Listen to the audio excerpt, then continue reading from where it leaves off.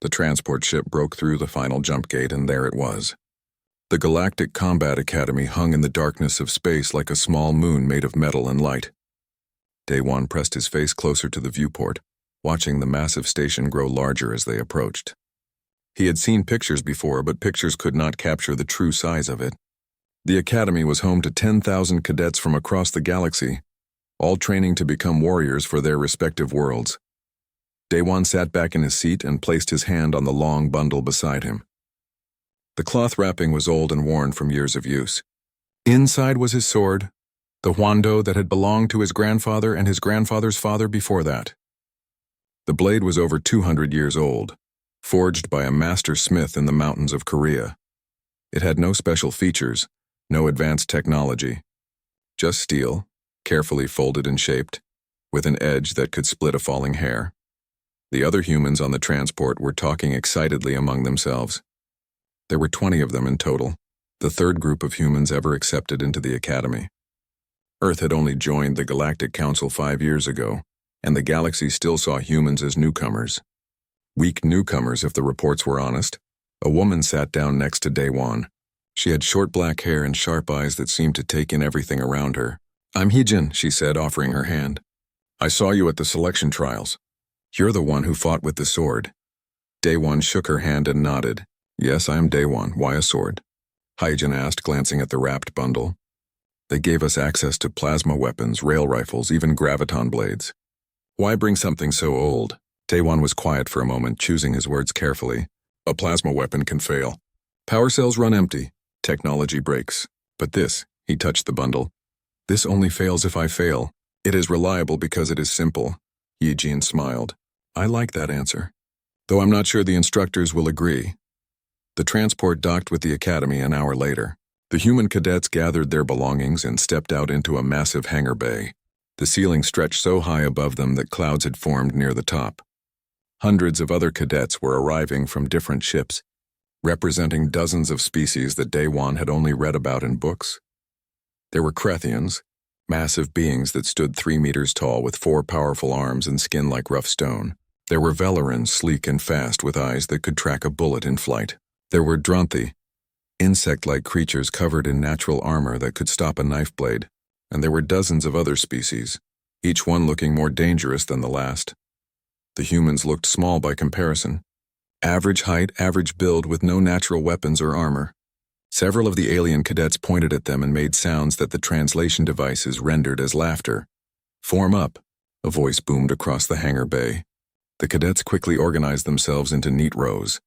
Daewon stood at attention with his bundle held vertically beside him, the way he had been taught to hold a weapon during military ceremonies. A Valoran walked down the line of cadets. He was taller than most of his species, nearly 2.5 meters, with silver-gray skin marked with scars from countless battles. He wore the dark blue uniform of an academy instructor with golden badges that indicated high rank. This was Commander Thelax, the head combat instructor. His reputation was known even on Earth. 300 years of combat experience, undefeated in personal combat for over a century. Thelax moved slowly down the line, examining each cadet with eyes that missed nothing. He would stop occasionally to inspect a weapon or piece of armor, sometimes giving a small nod of approval, sometimes shaking his head in disappointment. When he reached the human section, his pace slowed even more. He looked at each human with what seemed like curiosity mixed with doubt. He stopped in front of Taimin, a human who wore augmented gauntlets that crackled with energy. "Borrowed technology," Thelax said, his voice translated into Korean for the human cadets, "but adequate." He moved on. Then he reached Daewon. Thelax stared at the wrapped bundle for a long moment. "What is that, cadet?" "My weapon, sir," Daewon replied. "Unwrap it." Daewon carefully unwrapped the cloth, revealing the Huando.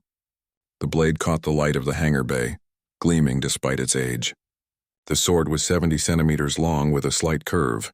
The handle was wrapped in worn leather, darkened by decades of grip oil and sweat. There was no decoration, no ornament. It was a tool made for a single purpose. Thelax stared at the sword. Then he began to laugh. It was a hissing sound that came from deep in his throat, and the translation device made it sound even stranger. Other instructors turned to look. Some of the alien cadets joined in the laughter. A primitive metal blade, Thelax said loudly, making sure everyone could hear. No plasma edge? No molecular disruption field? No graviton sharpening? He turned to address all the assembled cadets, holding up one of his own weapons, a curved plasma kukri that glowed with contained energy. This is a weapon of the modern age. It can cut through starship hull plating. It can deflect energy weapons. It represents 3,000 years of Valoran military advancement. He pointed back at Daewon's sword. That represents what? A human's refusal to accept that the galaxy has moved beyond such relics? He shook his head. This is why humans will never be true warriors. You cling to the past while the rest of the galaxy has moved forward. You bring knives to a plasma fight and wonder why you lose. The laughter grew louder. Daewon felt heat rise in his cheeks but kept his face neutral. He had expected this. Earth's military advisors had warned him that the galaxy viewed human weapons as primitive, but he had hoped that perhaps the Academy would be different. That warriors would recognize another warrior regardless of the tools they carried? Apparently not. Thelax leaned closer to Daewon, his voice dropping so only the nearby cadets could hear. I will make you a prediction, human. Within 1 month you will abandon that antique. You will realize that sentiment and tradition have no place in real combat. And you will beg the quartermaster for a proper weapon. Daewon met the instructor's eyes. He said nothing, but he did not look away either. After a moment, he bowed slightly from the waist, a gesture of respect that was traditional in Korean culture. Then he carefully rewrapped his sword. Thelax made a dismissive gesture and moved on to inspect the next cadet. That night, in the quarters assigned to the human cadets, Heejin found Daewon sitting on his bunk. He had unwrapped the sword again and was carefully running an oiled cloth along the blade, checking for any spots of rust or damage. You should have said something, Heejin told him. Her hands were clenched into fists. He humiliated you in front of everyone. Daewon continued his work, his movements slow and precise. Words are wind, he said quietly. They blow away and are forgotten. Only action matters. Only what we do remains. So what are you going to do? Daewon held the blade up to the light, examining the edge. It was perfect, sharp enough to shave hair from his arm. I am going to train, he said. I am going to learn. And when the time comes, I am going to show them that this blade is not a relic. It is a tool. And in the right hands, any tool can be extraordinary. Heejin watched him for a moment, then nodded slowly. Okay, then I'll watch your back while you prove it. Thank you, Daewon said. He placed the sword carefully back in its wrapping and set it beside his bunk. Tomorrow the real training would begin. The Academy's training schedule began before dawn and ended long after dark. Every day was designed to push cadets to their absolute limits and then push them further. The instructors wanted to know who would break and who would bend, who would quit and who would endure. The first week was basic conditioning: running, climbing, lifting, swimming, simple activities that every species could do in their own way. Daewon quickly realized that humans were not the strongest, not the fastest, and not the most durable. A Krethian could lift 3 times what any human could manage. A Valoran could run twice as fast. A Dronthi could take hits that would kill a human instantly. But humans had one advantage that Daewon noticed early on. They could keep going. When a Krethian got tired, they got very tired very quickly. When a Valoran burned through their energy, they needed long periods to recover. But humans could maintain a steady pace for hours. Not fast, not powerful, but constant, persistent. By the end of the first week, several cadets had already quit and returned to their home worlds. None of them were human. The second week brought weapons training. This was what Daewon had been waiting for. The cadets were taken to a massive training hall, where every type of weapon imaginable was available. Plasma rifles, graviton hammers, molecular swords, energy shields, sonic disruptors. The walls of the hall were lined with equipment that represented thousands of years of military technology from hundreds of worlds. Commander Thelax stood at the center of the hall, his 2 plasma kukris hanging from his belt. Combat, he announced, is the oldest language in the galaxy. Every species speaks it. Every culture understands it. Here you will learn to speak it fluently, or you will wash out. He began assigning weapons to different cadets based on their species and physical capabilities. The Krethians received heavy weapons that required their 4 arms to operate properly. The Valorans received light, fast weapons that matched their speed. The Dronthi received weapons designed to work with their natural armor. When he reached the humans, Thelax paused. "You may select from the basic weapon racks," he said. "Plasma pistols, standard rifles, basic energy shields. Nothing too advanced. We would not want you to hurt yourselves." Most of the human cadets moved toward the weapon racks. Taemin kept his augmented gauntlets. Hyjin selected a plasma pistol and a small shield generator, but Daiwan simply unwrapped his huando and held it ready. Thelax noticed. Of course he noticed. "Still carrying that antique, cadet?" "Yes, sir." "Very well. When you fail today's exercises, perhaps you will finally understand."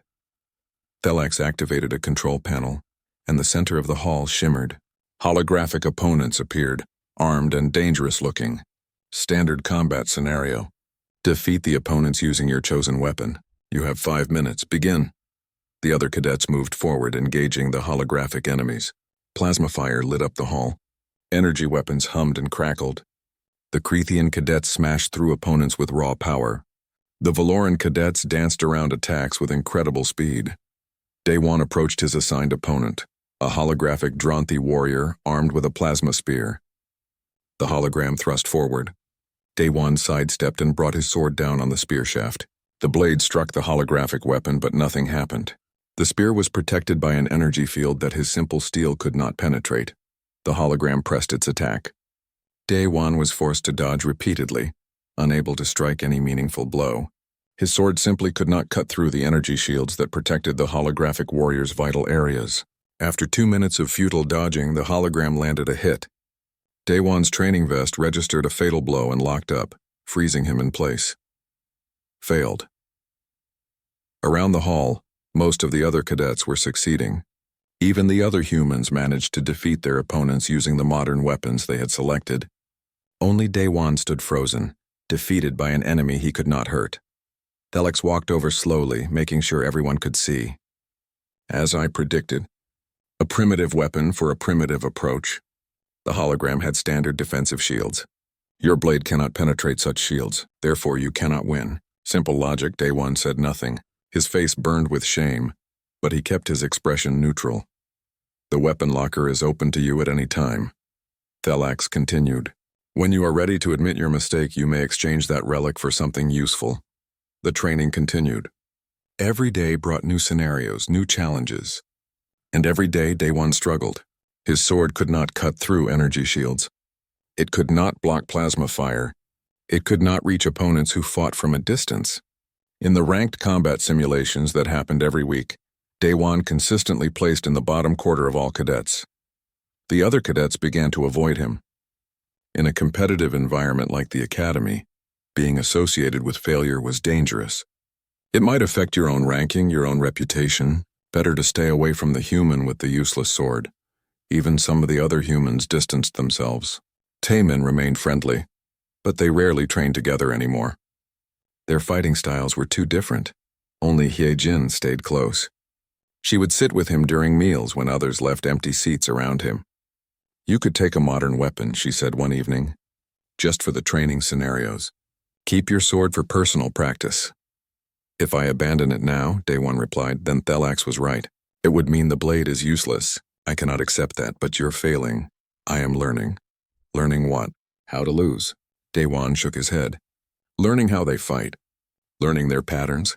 Every species has a different style, different strengths. The Cretheans rely on power and reach. The Valorans rely on speed. The Dronthi rely on defense. I cannot beat them the way they fight. So I must find another way." 3 weeks into training, something unexpected happened. A Dronthi cadet named Kilyath approached Daiwan in one of the smaller practice halls. Daiwan was alone, performing cutting exercises against a wooden post.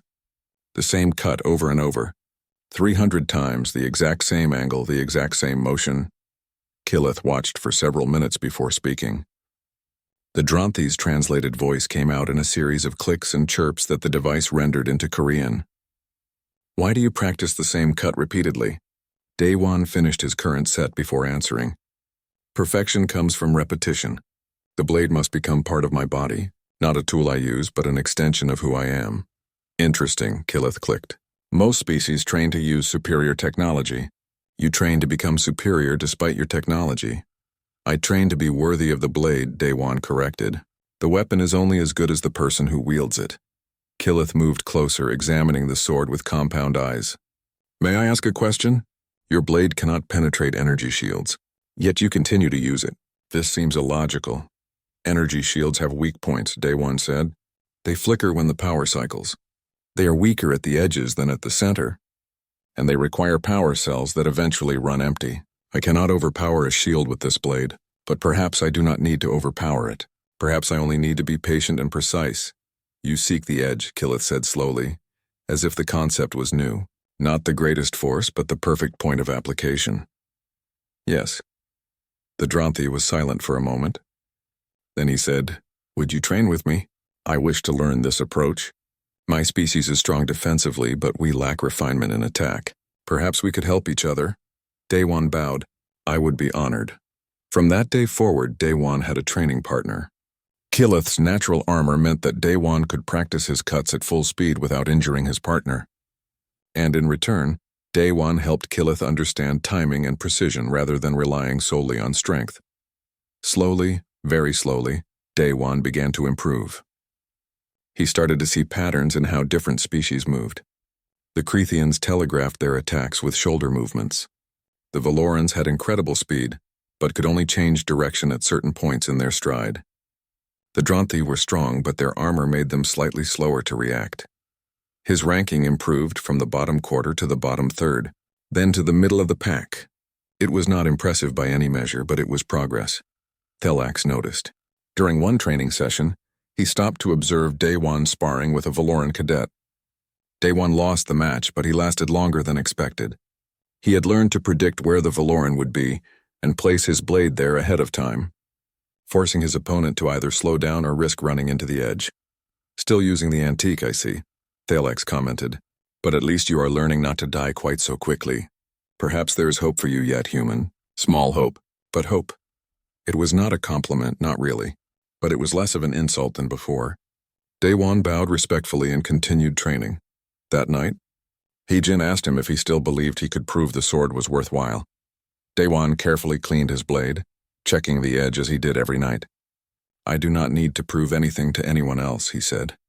I only need to prove it to myself. And I am not finished yet. 6 weeks into the academy term, the instructors announced the grand exhibition. It was a tradition that dated back centuries to the very founding of the academy. Once per term, the cadets could challenge the instructors to formal duels. It was meant to be educational. The instructors were all veterans with decades or even centuries of combat experience. They were expected to win easily, and through winning, teach the cadets about their weaknesses and gaps in training. Occasionally, a truly exceptional cadet might land a solid hit or last longer than expected. Very rarely, perhaps once every few years, a cadet might actually win. Those cadets usually went on to become legends. Their names were recorded in the Academy's history halls. The exhibition was held in the Grand Arena, a massive circular space with seating for thousands. All the cadets were required to attend, and many instructors came to watch as well. It was part competition, part entertainment, and part lesson in humility. Day One sat in the stands with the other human cadets. Heejin sat on one side of him, Taemin on the other. Killith had found them and sat nearby as well, his insect-like body folded into a position that passed for sitting. The first few matches were exactly what everyone expected. A Crethian cadet challenged a Crethian instructor and was systematically dismantled, losing in under 30 seconds. A Valoran cadet lasted almost a full minute against her instructor before being disarmed. Each match ended with the instructor offering advice on what the cadet had done wrong and how to improve. Then Commander Thelax entered the arena. The crowd fell silent. Thelax was not just any instructor. He was a legend. 300 years of combat experience. Undefeated in personal combat for over a century. He had fought in actual wars, not just training exercises. He had killed enemies who wanted him dead, not just scored points against holographic opponents. He carried his 2 plasma kukris, the blades glowing with barely contained energy. His movements were smooth and confident as he walked to the center of the arena.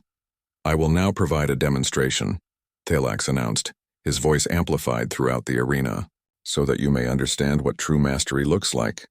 An instructor activated a control panel. A combat drone materialized in the arena. roughly humanoid in shape but clearly mechanical. It was armed with 2 energy blades and programmed with combat algorithms that represented thousands of fighting styles. The drone attacked. Thelax moved like liquid metal. His kukris flashed in patterns too fast for most eyes to follow. The drone tried to defend, tried to attack, tried to create distance. Nothing worked. Within 10 seconds, the drone was cut into 7 separate pieces that clattered to the arena floor. The audience erupted in applause and cheers. Even the cadets who disliked Thelax had to admire the display. It was not just skill. It was art, the perfect marriage of talent, training, and technology. Thelax stood in the center of the arena, barely breathing hard. "This is what 3 centuries of dedication produces," he said. "Speed, precision, power, all combined into a single warrior. This is what you should aspire to become." He turned to face the audience. "Are there any among you who believe they could stand against such technique? Who think they have learned enough in 6 weeks to challenge me?" It was rhetorical. Everyone knew it was rhetorical. No cadet in their right mind would challenge Thelax after such a display. It would be suicide. It would be embarrassment beyond measure. Daewon stood up. The arena fell completely silent. Every eye turned toward the human standing in the cadet section. For a moment, no one seemed to understand what was happening. Then the whisper started spreading like wildfire through the crowd. "The human. The one with the old sword. Is he insane?" Thelax looked up at Daewon, his eyes narrowing. "Did you have something to say, cadet?" Daewon descended the stairs toward the arena floor. Each step echoed in the silence. Ijin grabbed his arm as he passed. "Daewon, don't do this, please. He'll destroy you." "I know," Daewon said quietly, "but I must try." He reached the arena floor and walked to the center. He stopped the proper distance from Thelax and bowed formally. "Commander Thelax, I challenge you to a duel." Laughter erupted throughout the arena. Not polite laughter, but mocking laughter. Even some of the human cadets looked embarrassed. Taemin buried his face in his hands. Thelax stared at Daewon, his expression somewhere between amusement and offense. "You challenge me? With your primitive blade?" He gestured at the pieces of the destroyed combat drone. That drone was programmed with the fighting styles of 100 species. I dismantled it in 10 seconds. "And you think you can do better?" "I do not think I can win," Daewon said honestly. "But I wish to try. Is that not the purpose of this exhibition? To test ourselves against superior opponents?" Thelax tilted his head, considering. Then his expression changed. A cruel smile spread across his face. "Very well. I accept your challenge. But let us make this interesting." He gestured to another instructor, a Krethian who brought forth a small shield. It was called a buckler, meant to be strapped to the arm. The buckler was made of advanced alloys, dark metal that seemed to drink in the light. Engraved on its surface were symbols and markings that represented Thelax's many commendations and victories. His name was written in 3 different languages across the center. "This buckler has been with me for 100 years, Thelax said, holding it up for all to see. "It has blocked plasma fire, deflected molecular blades, and withstood impacts that would shatter bone. It bears my name and my honors." He strapped the buckler to his left arm. "If, by some miracle, you manage to strike me even once human, I will give you this buckler. You may keep it as a trophy bearing my name and victories. It will be proof that you landed a blow against Commander Thelax." The crowd murmured with interest. This was unusual. Instructors rarely wagered personal items, especially ones with such significance, but Thelax continued, his voice hardening. "When you fail, and you will fail, you will surrender that antique sword to the Academy Museum where it belongs. It will be displayed as an example of outdated thinking, a relic of a species that refused to adapt." The murmurs grew louder. This was more than a simple duel now. This was about pride, about philosophy, about the very question of whether old methods had any place in the modern galaxy. Daewon felt his heart pounding. He looked down at his wando. The blade had served his family for generations. His grandfather had carried it. His great-grandfather had carried it. To lose it would be to lose a piece of his family's history, but to refuse the challenge now would be cowardice, and cowardice was worse than failure. "I agree to your terms," Daewon said. Thelax's smile widened. "Excellent. Then let us begin." Ijin was suddenly at the arena floor barrier, her hands gripping the rail. "Daewon, you don't have to do this. There's no shame in backing out." Daewon looked up at her. Then at Taemin, who had moved to stand beside her. At Killith, who had come down closer to watch. At all the faces in the crowd, some laughing, some pitying, some simply curious to see how badly a human could lose. He drew his huando. The blade sang as it left the sheath, a clear, pure sound that cut through the noise of the crowd. "I am ready," he said. An instructor activated a timer. The duel would follow standard exhibition rules. No time limit, fight until one combatant yielded, was disabled, or landed a clean hit on the opponent. Lethal force was forbidden, but injuries were expected. Thelax ignited his plasma kukris. The blades glowed white-hot, hungry.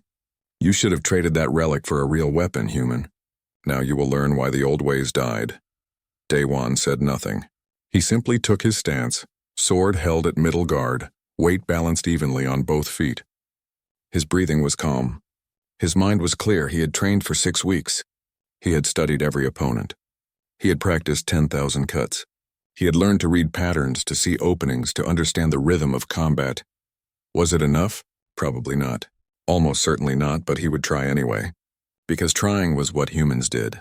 They tried even when success seemed impossible. They challenged the universe even when the universe seemed unbeatable. The instructor raised his hand.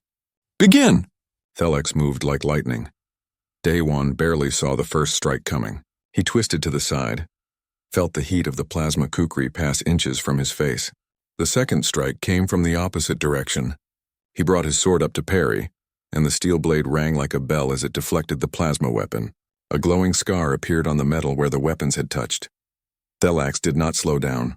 He pressed forward with a combination of attacks high and low, left and right. Each strike was designed to force Daewon into a worse position, to drive him back, to limit his options. Daewon retreated. He parried when he could, dodged when he could not. His sword left more glowing scars each time it touched the plasma blades. The steel was slowly being damaged, worn away by the superior technology. Around them, the crowd watched in silence. What they were seeing was not really a fight. It was an execution in slow motion. The human was clearly outmatched. It was only a matter of time before Thelax landed a decisive blow, but somehow, despite everything, Daewon was still standing. Still moving, still fighting. And deep in his mind, beneath the fear and the adrenaline, a single thought formed. A pattern was emerging. A rhythm was becoming clear. The first 30 seconds felt like an eternity. Thelax's blades came from every angle, fast and precise. The plasma kukris left trails of light in the air, beautiful and deadly. Each time Daewon parried, he felt the impact travel through his arms. Each time he dodged, he felt the heat wash over his skin. He was forced back 7 steps in those first 30 seconds. His sword rang like a bell as it deflected blow after blow. More glowing scars appeared on the blade, the metal slowly being damaged by repeated contact with plasma. "Too slow, human," Thelax called out. His voice was not even strained. He was barely trying, just testing Daewon, playing with him the way a cat plays with prey. "Is this the best your species can offer?" Daewon did not waste breath on words.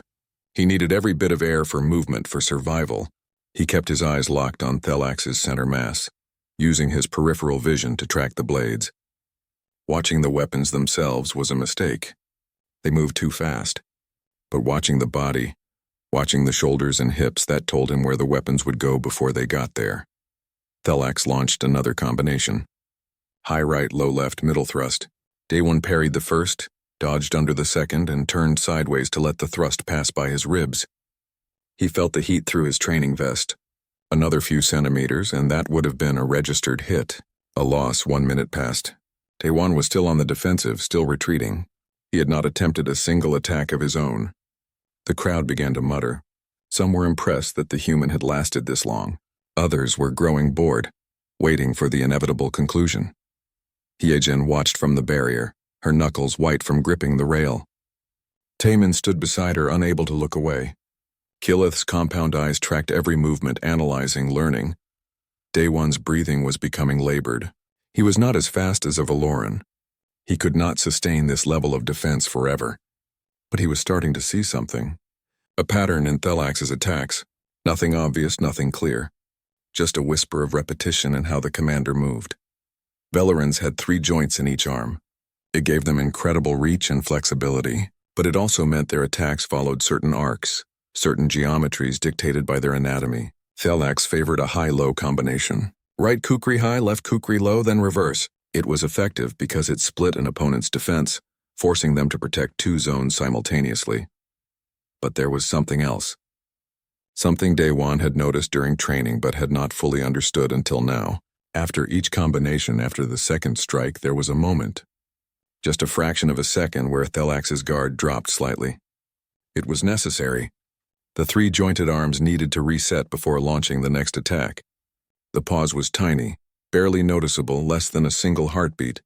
But it was there. Daewon began to time his breathing to that rhythm. Inhale during the combination. Exhale during the pause. His grandfather had taught him this. A sword is not swung by the arms alone, the old man had said. It is swung by the breath, by the core, by the entire body working as one. 2 minutes into the duel, Thelax increased his intensity. The playing was over. It was time to end this farce. His blades moved faster, the combinations more complex. High, low, middle, reverse, thrust, slash. 7 attacks in 3 seconds. Daewon gave ground rapidly. His defense was crumbling. He could not keep up. One of the plasma blades slipped past his guard and touched his shoulder. The training vest registered a shallow cut. Not fatal, not disabling, but a hit nonetheless. First blood to me, Thelax announced.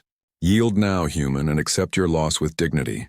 Daewon's shoulder burned where the plasma had grazed it. The pain was real, even though the vest had prevented serious injury. But he did not yield. He could not yield. Not yet. He adjusted his stance, shifted his weight. His sword felt heavy now. His arms ached from the repeated impacts. Sweat ran down his face, stinging his eyes. But his breathing remained steady. In, out, following the rhythm he had discovered.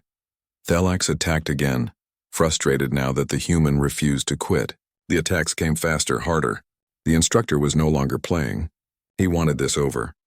3 minutes into the duel, something changed. Daewon stopped retreating as much. He began to move at angles instead of straight back. When Thelax attacked high right, Daewon was already sliding to the left. When Thelax attacked low left, Daewon was stepping right. He was starting to anticipate. Not perfectly, not even reliably, but occasionally, just occasionally, he was in the right place at the right time. The defense became slightly easier. The gaps between attacks became slightly more visible. The crowd noticed. The muttering grew louder. Some of the instructors leaned forward in their seats. What they were seeing should not be possible. A human with a primitive blade was adapting to a Valoran master's attack patterns. Not winning. Not even close to winning. But adapting, Thelax noticed too. His expression darkened. Impressive, he admitted. You learn faster than I expected. But learning is not enough. He launched his most aggressive assault yet, a flurry of strikes from every angle using his full speed and skill. It was the kind of attack that had ended countless duels, that had killed enemies in actual combat. No cadet should be able to survive it. Daewon nearly did not survive it. The first strike got through his guard and hit his ribs. The second caught his thigh. The third would have taken his head if he had not dropped to one knee. The training vest registered multiple hits. By the rules, the duel should be over. Daewon had sustained fatal damage, but the instructor monitoring the duel had not called it yet. There was discretion in how the rules were applied. And something about the way Daewon kept fighting, kept moving despite the registered hits, made the instructor hesitate. Daewon rolled forward under another strike. He came up to his feet, sword held low. His entire body was screaming in pain from the hits, from the exertion, from the impossible effort of fighting a superior opponent. But his mind was crystal clear. He could see it now. The rhythm, the pattern, the tiny gap in Thelax's defense that appeared after the big combination. High, low, middle, reverse, thrust, slash, and then reset. Just for a fraction of a second, the guard dropped. Just for a heartbeat, an opening existed. Daewon could not win this duel. The hits he had taken proved that. But the wager was not to win. The wager was to strike Thelax once, just once. One touch on the instructor's body. One mark on the buckler strapped to his arm. 4 minutes into the duel, Daewon changed his approach. Instead of pure defense, he began to give Thelax what he wanted. He let himself be pushed back more easily. He made his defense look like it was crumbling. He pretended to be more tired than he was. Thelax took the bait. The instructor pressed forward more aggressively. confident that the human was about to collapse. He launched the big combination again. High, low, middle, reverse, thrust, slash. Day One defended desperately, barely keeping the blades away. He gave ground rapidly, his sword ringing with each parry. He looked beaten. He looked finished. And then, in the space between heartbeats, in the tiny pause after the combination, Day One moved forward instead of back. His body moved as one piece. Not just his arms swinging the sword, but his legs pushing. His hips rotating, his breath exploding out. Every muscle fired in perfect sequence, all the power of his body channeled into a single point. The sword flashed upward, not at Thelax's body, but at the buckler strapped to his left arm. Thelax tried to pull back, his superior reflexes activating instantly, but he had committed too much to the attack, had extended too far expecting the human to continue retreating. The buckler was in the wrong position to defend properly. The Huando's edge touched the buckler. Not a heavy blow, not a powerful strike, just a precise touch, the kind of cut that comes from perfect technique rather than brute force. The blade made contact for perhaps 1/10 of a second. Then Thelax jerked his arm back, breaking contact. The arena fell completely silent. Everyone stared at the buckler. At first, nothing seemed to have happened. The advanced alloy was undamaged. The buckler that had withstood 100 years of combat looked exactly the same. Then the light hit it at a different angle. There, carved into the surface of the buckler, right across Thelax's engraved name, was a single character, deep and clean, cut through the advanced alloy as if it were soft wood. The first character of Day One's name. Thelax stared at his buckler in complete disbelief. His mouth opened, but no words came out. His eyes went from the mark to Day One's sword to the mark again. Impossible, he finally whispered. These alloys resist plasma cutters. Military-grade tools cannot scratch this surface. How did a primitive blade? Day One lowered his sword. His entire body shook from exhaustion and pain. He could barely stand, but he forced himself to bow deeply, showing respect. The edge, Commander, he said quietly. You focused on power, speed, technology, all important things. But I focused on the edge, on making this blade as perfect as possible, on understanding exactly how sharp steel can be when properly maintained. He straightened up, meeting Thelax's eyes. A plasma blade burns through material, but a sharp edge cuts through it. There is a difference. The arena remained silent for another long moment. Then someone started clapping. Then another. Then the entire arena erupted in applause and cheers. The medical team carried Day One from the arena on a stretcher. The hits he had taken during the duel were not truly fatal, but they were serious enough to require treatment. His ribs were bruised, his shoulder burned, and his entire body felt like it had been beaten with hammers. But none of that mattered compared to the sword he still clutched in his hand. He had not lost it. He had not surrendered his family's blade to a museum display. The relief of that felt better than any medicine. In the medical bay, Heejin sat beside his bed while the automated systems worked on his injuries. You're insane, she said, but she was smiling. Completely insane. Do you know what you did out there? I survived, Day One replied weakly. Barely. You did more than survive. You made Commander Thelax look like a fool in front of the entire academy. No, Day One shook his head. I showed him something he had not seen before. That is different. He is still a master, still dangerous.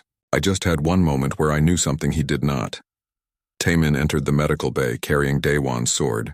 He had wrapped it carefully in the old cloth. The blade took damage, he said, holding it out. There are scorch marks where it touched the plasma weapons.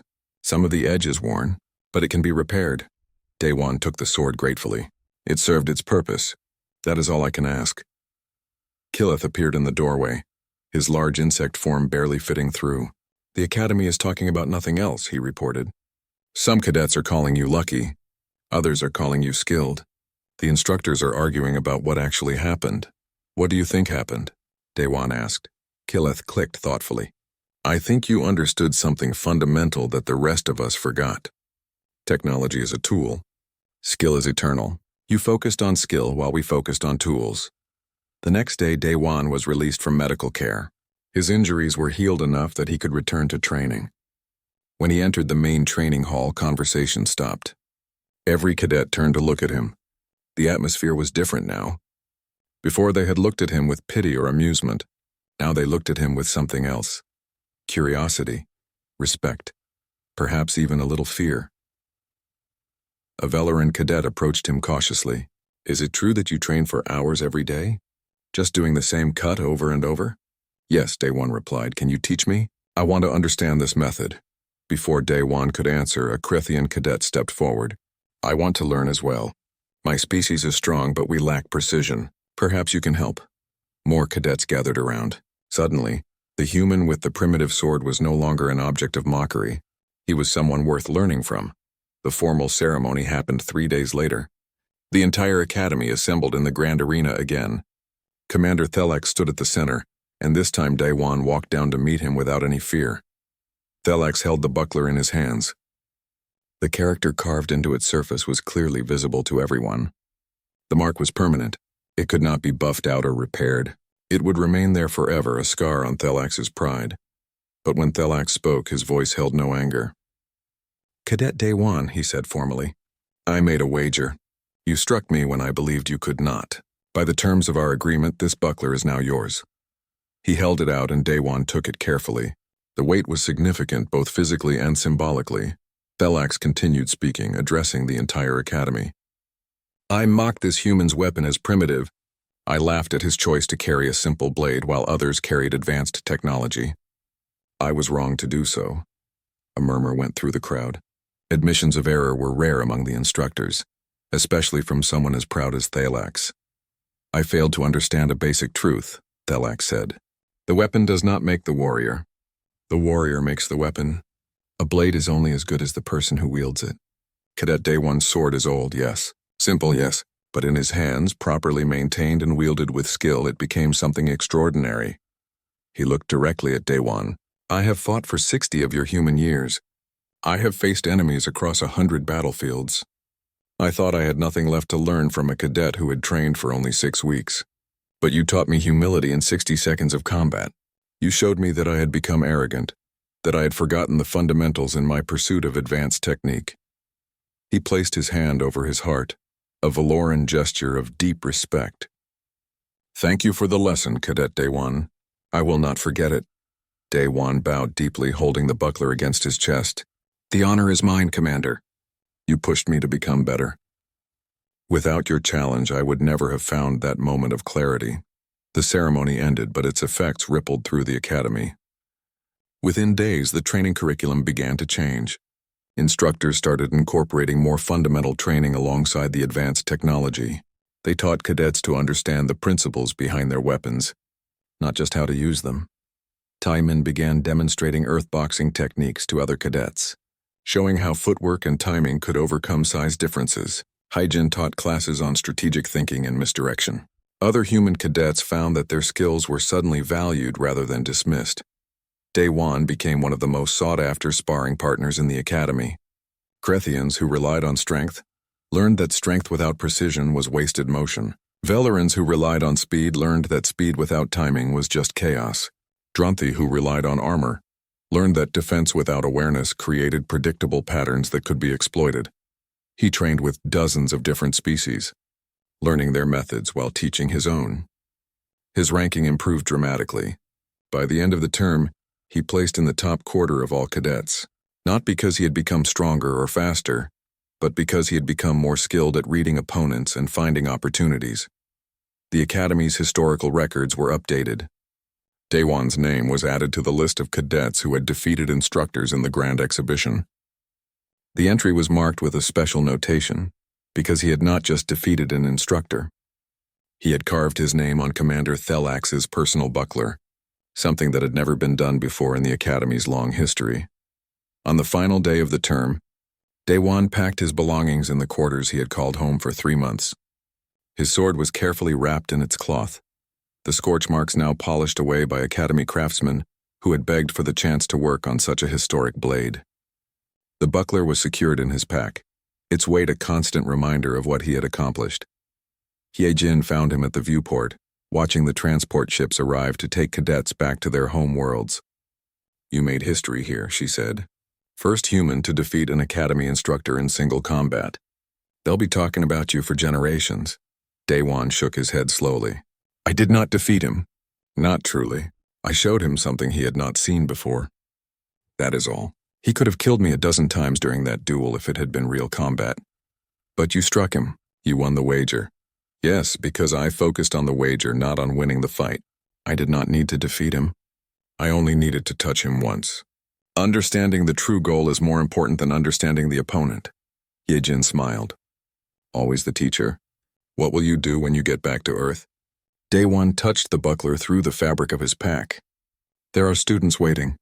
Young people who want to learn what humanity can offer the galaxy. They need to understand that our strength is not in matching other species at what they do best.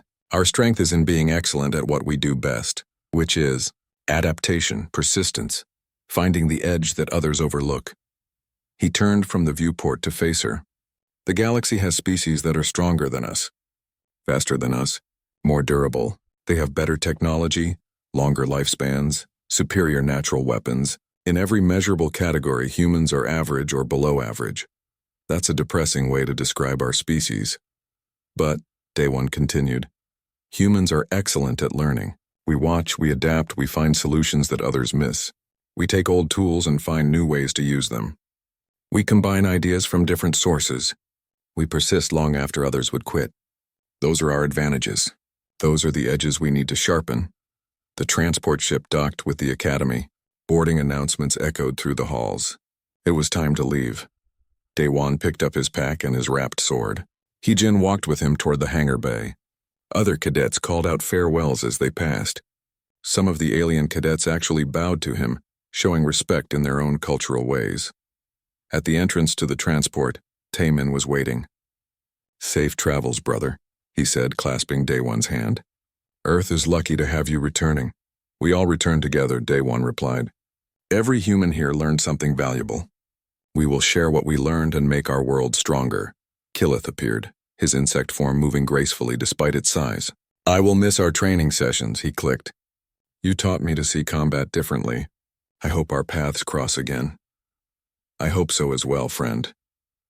As the transport pulled away from the academy, Day-One found a viewport and watched the massive station shrink into the distance. He thought about everything that had happened. The mockery, the struggles, the failures, the final triumph.